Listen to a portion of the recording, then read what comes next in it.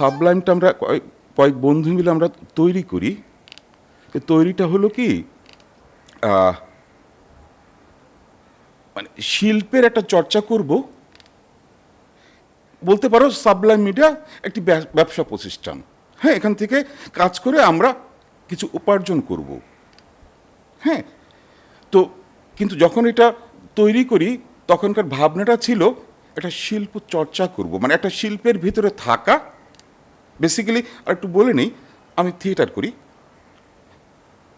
আমি ওই পরিচয়টা দিতে বেশি স্বাচ্ছন্দ্য বোধ করি, আরাম বোধ করি। ঠিক আছে, তো ওই থিয়েটার কিছু বন্ধু মিলে আমরা সাবলামটা তৈরি করি। ওই আগেই কথাই বললাম, শিল্পের সাথে থাকবো বলে। সেই সাথে আমার পেটটাও চলবে, শিল্প চর্চাটাও হবে, ওই জায়গা থেকে তৈরি করা। তো আমরা করেছি।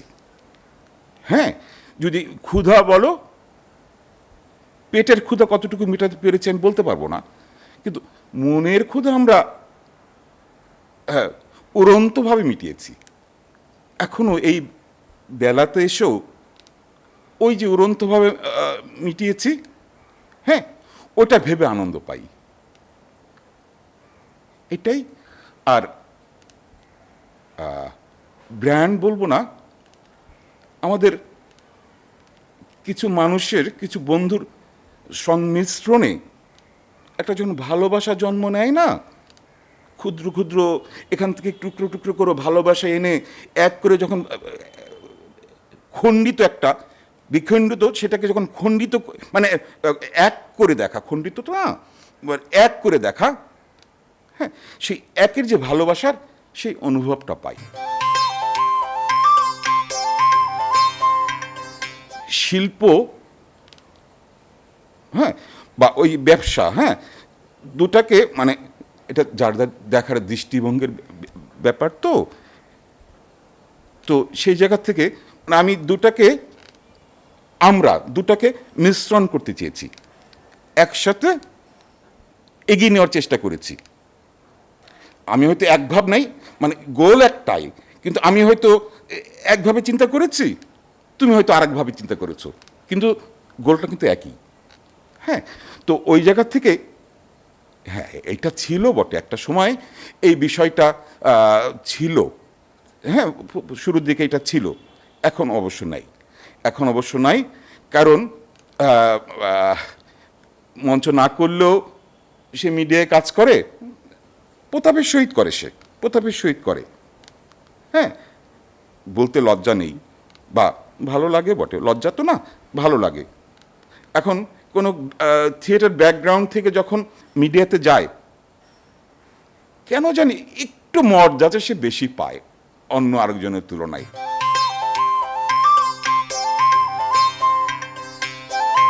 সম্মানটাকে নিজে তৈরি করে নিতে হয়, একরকমভাবে নিজেকে দিয়ে, নিজেকে গড়ে তৈরি করে নিতে হয়। আমরা বেশিরভাগ মানুষই করি কি, স্রোতে গাটা ভাসিয়ে দেওয়ার কারণে আমরা তখন ওই সম্মানটা পাবো কি পাবো না, কোনটা সম্মান কোনটা অসম্মান, এটা আমরা বুঝতে পারি না। মানে এর থেকে পরিষ্কার করে আমি বলতে পারবো না, গভীরে তাকিয়ে বুঝে নিতে হবে।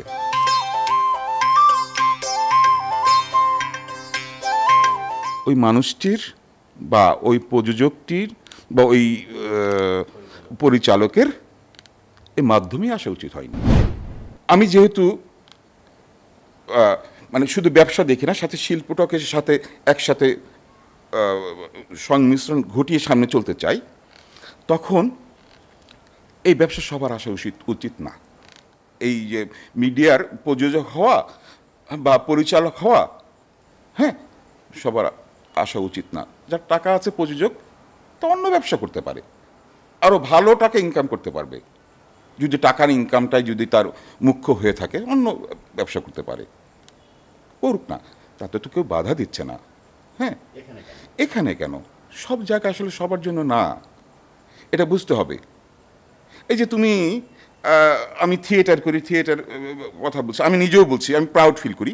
হ্যাঁ, বলছি আমার এই 30 বছরের থিয়েটার জীবনে আমি একটা নাটকে অভিনয় করেছি। তাহলে তুমি কোশ্চেন করতে পারো, তো বাবু ভাই মানে আপনি থিয়েটারে কি করি? আমি সব করি, আমি সব করি। হ্যাঁ, তো আমি তো জানি আমার জায়গাটা কোনটা। আমরা এটা জানি না আসলে, আমরা এটা করতে চাই, ওটা করতে চাই। হ্যাঁ, আসলে আমরা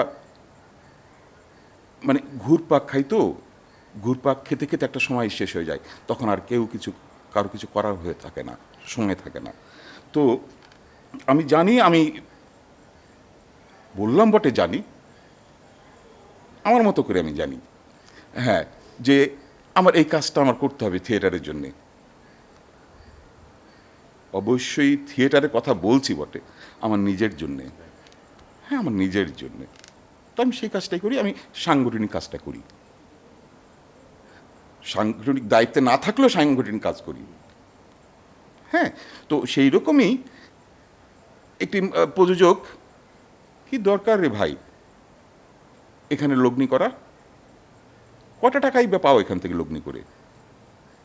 তুমি যদি শিল্পই বুঝতে না পারো, তাহলে অন্য জায়গায় লগ্নি করো না।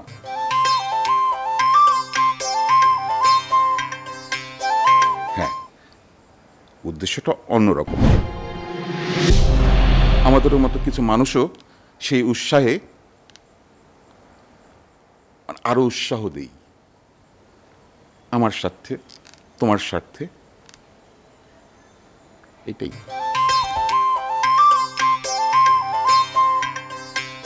ওটা আমার একটা জার্নির একটা সময়ের পার্ট। হ্যাঁ, পার্টটা নিয়ে এখনকার সময় আলাদা জার্নি। হ্যাঁ, আলাদা সময়ে, ঠিক আছে। তখন যে সূর্য উঠতো, এখনো সেই সূর্যই ওঠে। হ্যাঁ, কিন্তু আমার শরীরে যে তাপটা নেই, তখন যেভাবে নিতাম, এখন একটু অন্যভাবে নেই। এই যা, এর থেকে আর খুলে কি বলবো। তবে কখনো কখনো খুব পীড়া দেয়।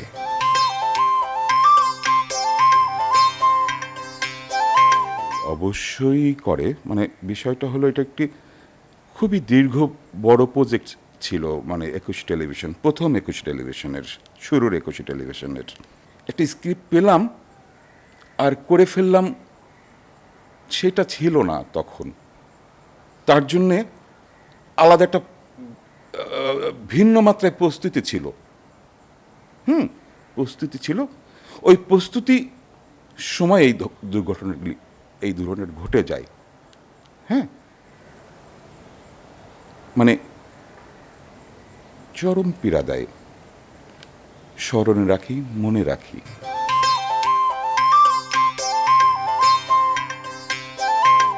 অবশ্যই সম্ভব, কেন সম্ভব নয়? হ্যাঁ, অবশ্যই। তুমি কয় টাকাতে করলে সেটা দেখবে না মানুষ, তুমি কি করলে সেটা দেখবে। তখন তুই 100 টাকা দিয়েই ওই 2000 টাকার কাজটা তুমি করবে, তোমার সততা দিয়ে, তোমার সত্য দিয়ে।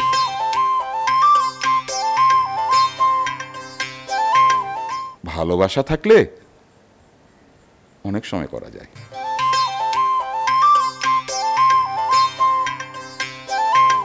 আছি তো, যাইবই কি।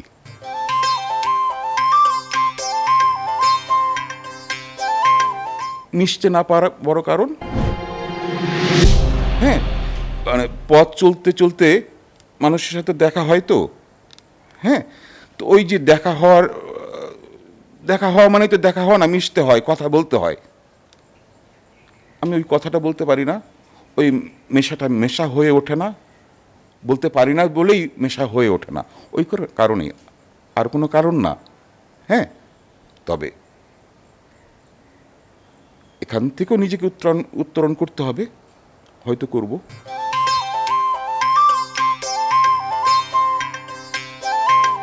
হ্যাঁ, দিতে পারি না বলেই, হ্যাঁ, বিসর্জন দিতে পারি না বলেই। টেলিপ্যাথ, এটা মানে কাগজে কলমে আমার সংগঠন। তো আমি এখানে আর যেই সংগঠনগুলি আছে, অভিনয় শিল্প সংঘ, নাট্যকার, ক্যামেরাম্যান, হ্যাঁ, আমি প্রতিটা সংগঠনকে আমার সংগঠন মনে করি। তাদের দুঃখে আমি দুঃখিত হই, তাদের আনন্দে আমি আনন্দিত হই। আমি কোনো সংগঠনকে আমার বাইরে আমি দেখি না, আমার অঙ্গই দেখি।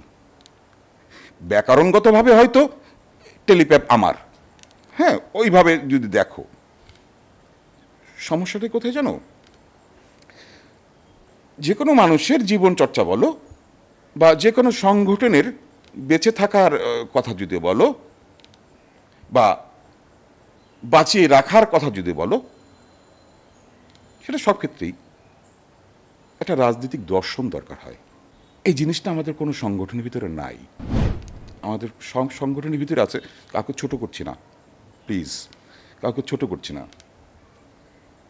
নেতা হওয়ার আগ্রহ আছে, ভালো কিছু করার আগ্রহ আছে, কোনো রাজনৈতিক দর্শন নাই কোনো সংগঠনের ভিতরে না। এতগুলি সংগঠন আছে, ভালো মানুষ কি নাই? আমি কি সবাইকে তো ভালো বলবো না, আমি অতটা উদার না। হ্যাঁ, সবাইকে ভালো বলবো না, সেটা আমার সংগঠন হোক বা যে আমার বাইরের আমার যে সংগঠন, সেখানেও আছে ভালো মানুষের দায়িত্ব আছে, দায়িত্বেই আছে। কিন্তু সবাই যে ভালো মানুষ সে কথা আমি বলবো না। হ্যাঁ, কিন্তু ভালো মানুষের সংখ্যা নেহাত কম না। জীবিত রাখা আর বেঁচে থাকা তো এক না। আমরা কি করেছি?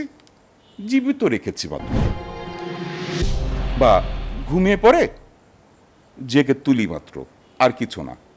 এইভাবেই চলছে। এইভাবে চললে বেঁচে থাকা বলে না, এইভাবে চলাকে।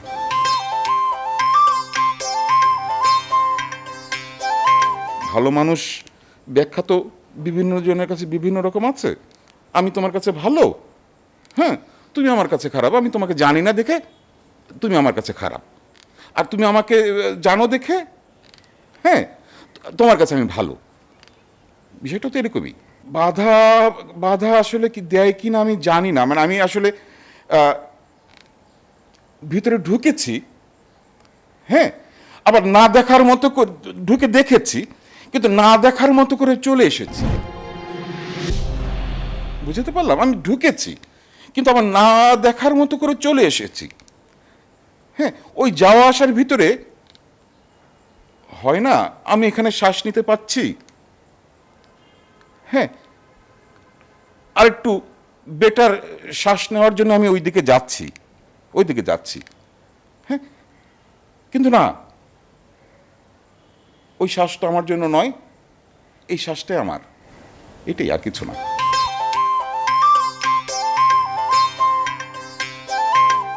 সেটারও দরকার আছে, দরকার না থাকে করছে কেন? হ্যাঁ, দরকার তো অবশ্যই আছে, দরকার না থাকলে তো কেউ কিছু করে না। হ্যাঁ, কেউ যখন সংগঠনের সাথে যুক্ত হতে চায়, নেতৃত্বের সাথে যুক্ত হতে চায়, হ্যাঁ, তখন কিছু প্রতিশ্রুতি দেয়, তোমাকে আমি বাঁচিয়ে রাখবো। আমি বললাম বটে,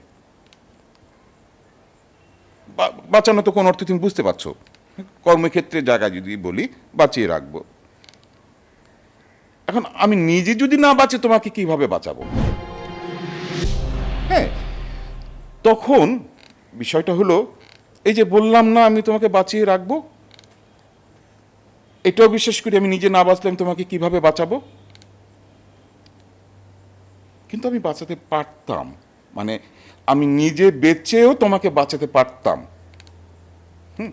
আমার ক্ষুধাটা যদি আমি কম রাখতাম, বিষয়টা আমার ক্ষুধাটা এত ব্যাপক, হ্যাঁ, আমি প্রতিশ্রুতি দেওয়ার পরও আমার আশেপাশে আমি তাকাই না, ভুলে যাই।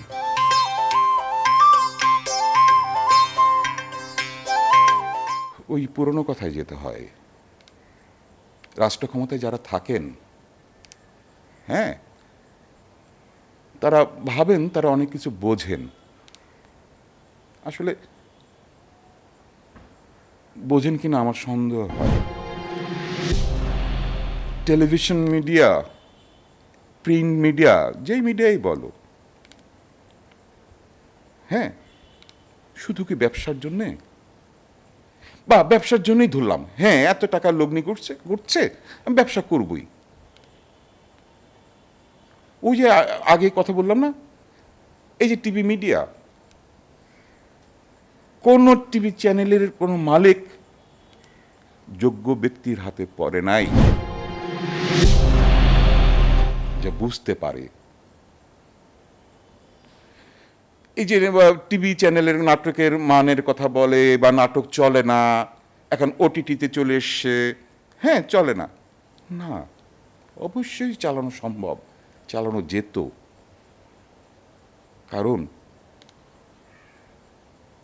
এরা কি করে, এরা যাদেরকে দায়িত্ব দিয়ে দেন, টেলিভিশন মালিকরা চাকরির জায়গা থেকে বলো বা দেখার জায়গা থেকে বলো দিয়ে দেন, তারা ভাবেন ওই যে মানে 4 ফিট রুমের ভিতরে বসেন, বা কেউ যান তাদের সাথে সাক্ষাৎ করতে, ওই সাক্ষাৎ করতে গিয়ে যে কথাগুলি হয় সেগুলিকে সত্যি ভাবেন, সত্যিভাবে সেইভাবে তারা সিদ্ধান্ত নেন যে এই নাটক চলবে, এই নাটক চলবে না, হ্যাঁ এটা ওই, হ্যাঁ এই গল্প চলে না, ওই গল্প চলে না, হ্যাঁ এই সিদ্ধান্ত তারা দিয়ে দেন অতি সহজে।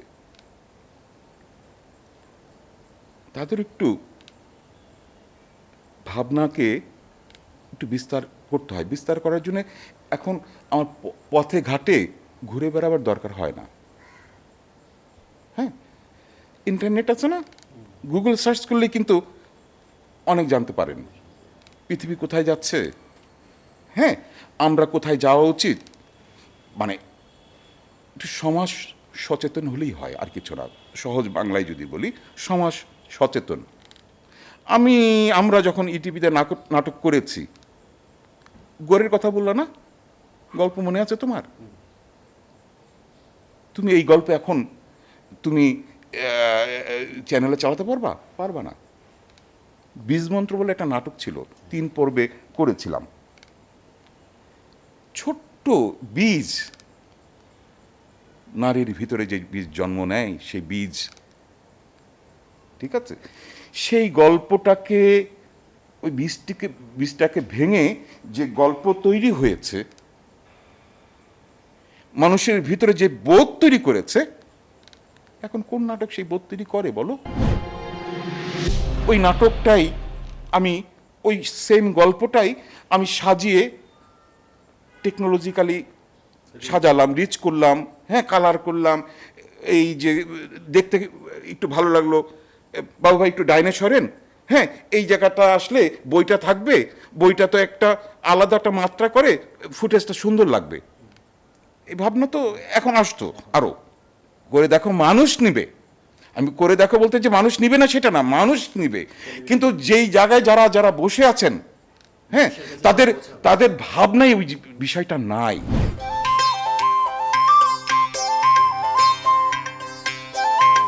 সেইটাও তো ভাবতেই পারে। বিষয়টা হলো কি, ধরো আমি প্রডিউসার, হ্যাঁ কিন্তু আমি মানে পরিচয় দিতে পছন্দ করছি থিয়েটারের জায়গায়, হ্যাঁ কারণ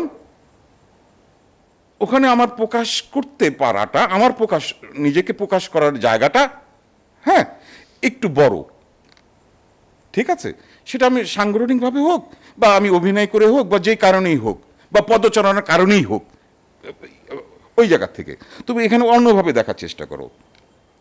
যে ব্যবসায়ী, এই টিভি চ্যানেলের মালিক, হ্যাঁ আমরা মালিক হিসাবে আমরা মানে তাকে ভালো লাগুক বা না লাগুক, হ্যাঁ তাকে ভালো বলি, হ্যাঁ তো এই যে ভালো বলি, সে কি বোঝে না আমাকে কতটুকু ভালো বলছে বা বলছে না?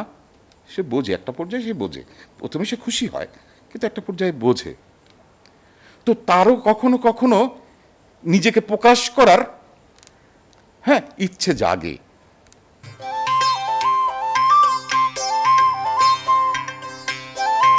বলতে পারো কারো ভূমিকায় কেউ নাই, কিন্তু ভূমিকায় আছে এরকম একটু অভিনয় করে যাচ্ছি আমরা।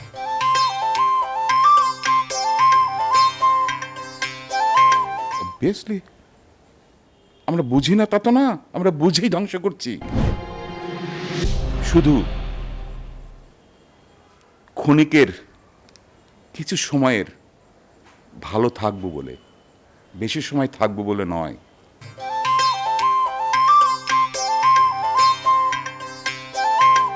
একদম লাবলু ভাই সঠিক কথা বলেছে। আমি যদি বলি আজকে টেলিভিশনের এই পর্যায়ে চলে আসা এজেন্সির একটি বৃহৎ ভূমিকা, এই জায়গায় চলে আসা বলতে বলতে মৃত প্রায়, হ্যাঁ সেই জায়গায় বা মৃতই বলতে পারো, এজেন্সির একটা বড় ভূমিকা।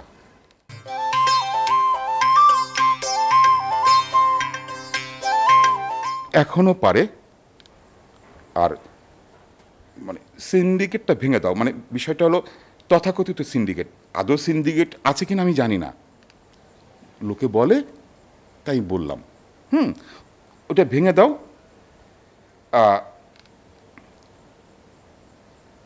ওই সব কিছুকে আলাদাভাবে দেখার চেষ্টা করুক, হ্যাঁ কাজটা সুন্দর কিনা সেভাবে দেখার চেষ্টা করুক, ব্যক্তিটাকে ওটা ভুলে যাক, হ্যাঁ ব্যক্তিটাকে প্রচেষ্টা কি ওটা ভুলে যাক, কার সাথে আমার কি সম্পর্ক ওই মাত্রাটুকু ভুলে যাক, এর সাথে আমার 10 দিন দেখা হয়েছে কি না এটা ভুলে যাক। আমার সাথে তো বাবু ভাইয়ের 10 দিন দেখা হয়েছে, আচ্ছা শিমুলের সাথে তো আমার একদিন দেখা হয়েছে, আমার তো বাবু ভাইয়ের সাথে হৃদ্যতা বেশি, হ্যাঁ আমি বাবু ভাইকে কাজটা দিই, ওটা ভুলে যাক।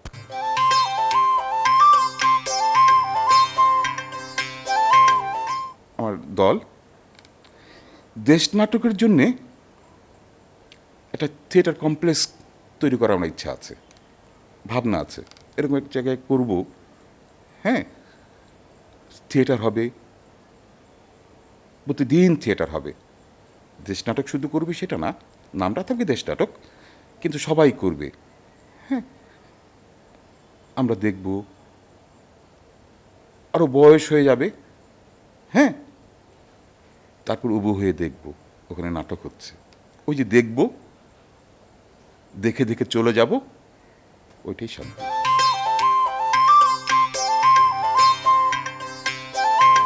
হারিয়েছি বললাম, হ্যাঁ আমরা কি আসলে পেয়েছিলাম? হ্যাঁ মানে পেলে কি অসময়ে চলে যেতে হতো? হ্যাঁ অসময়ে চলে গেছে, অসময়ে চলে গেছে। তবে যাওয়ার আগে অল্প অল্প বলে গেছে যে আমি যাব, হ্যাঁ অল্প অল্প করে কাউকে কাউকে হয়তো বলে গেছে বা আমাকেই বলে গেছে যে আমি যাব, হ্যাঁ অসময়ে চলে গেছে। মানুষকে ভালোবাসার মানুষ ক্রমান্বয়ে কমে যাচ্ছে।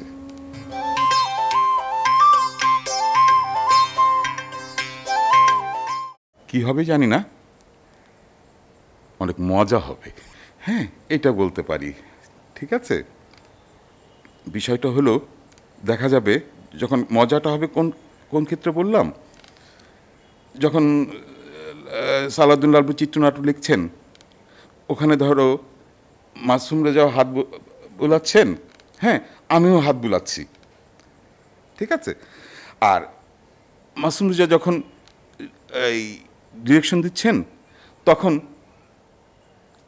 সালাউদ্দিন লাবলু বলছে মাসুম মাসুম এইভাবে দেখ, এইভাবে দেখ, হ্যাঁ এইভাবে দেখ, একটু দেখ তো, হ্যাঁ হ্যাঁ দোস্ত তুই ঠিক বলেছিস, হ্যাঁ। আর আমি যেহেতু দুটায় কোনোটাই করি না, আমি প্রতিটা জায়গায় হাত ঢোকাতাম, হ্যাঁ। তো এই যে এখন যেরকম ঘামছি, এরকমই আরো বেশি ঘামতাম।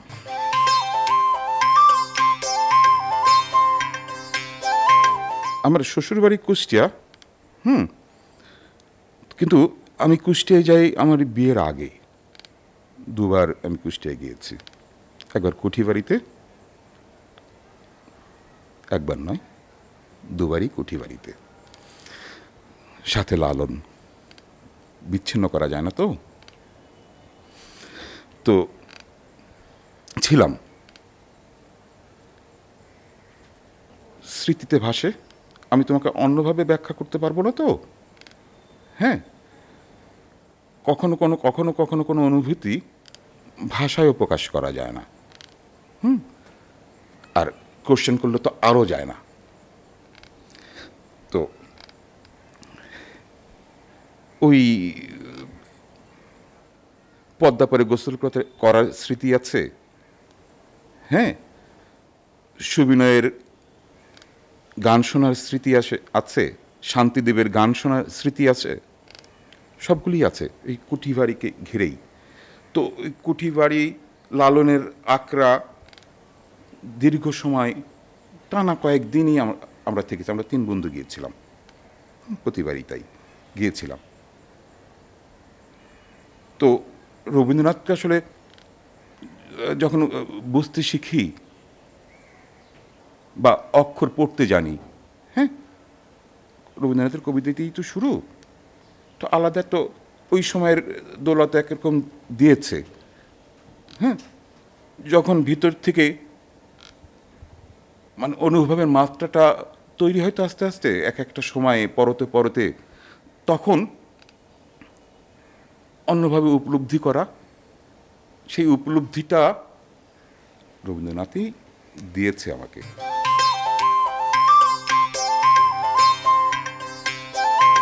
অন্য কোনো রহস্য নেই। রবীন্দ্রনাথকে কাছ থেকে দেখব, সেটা তুমি রবীন্দ্রনাথকে তুমি এখানে বসেও তুমি কাছ থেকে দেখতে পারো, না ছুঁয়েও তুমি ছুঁতে পারো। হ্যাঁ, কিন্তু ওটা বাস্তবিক অর্থে দেখা, মানে ওই গাছটা, বকুল গাছটা, হ্যাঁ, রবীন্দ্রনাথ এখানে বসেছিলেন, হ্যাঁ, তো পুকুর ঘাটের ওই গাছটা, তো ওই গাছের নিচে যাওয়া মানে কি স্পর্শ করা। ধরো আমি একটু কথা বলি, শান্তিদেব ঘোষ এসেছিলেন ওই সময় আমি যখন গিয়েছি, তো আমি শান্তিদেবকে একটু ছুঁয়ে দেখলাম, পাশেই দাঁড়িয়ে, গায়ে গায়ে তো লাগানোই যায়, কিন্তু হাত দিয়ে ছুঁয়ে দেখলাম। কারণ হলো আমি পড়েছি, তার স্মৃতি কথাই পড়েছি। হ্যাঁ, রবীন্দ্রনাথের সান্নিধ্য পেয়েছিলেন শান্তিদেব ঘোষ। তো ওই যে সান্নিধ্য পেয়েছেন, মানে ছোঁয়াটা পেয়েছেন আক্ষরিক অর্থে, হ্যাঁ, তো ছুঁয়েটা দেখা হয়তো শান্তিদেবকে ছোঁয়া নয়, হয়তো আমার রবীন্দ্রনাথকে ছোঁয়া। এই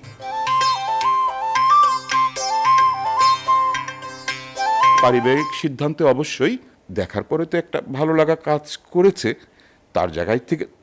সেই জায়গা থেকে পারিবারিক সিদ্ধান্ত, বৈষয়িক সিদ্ধান্ত।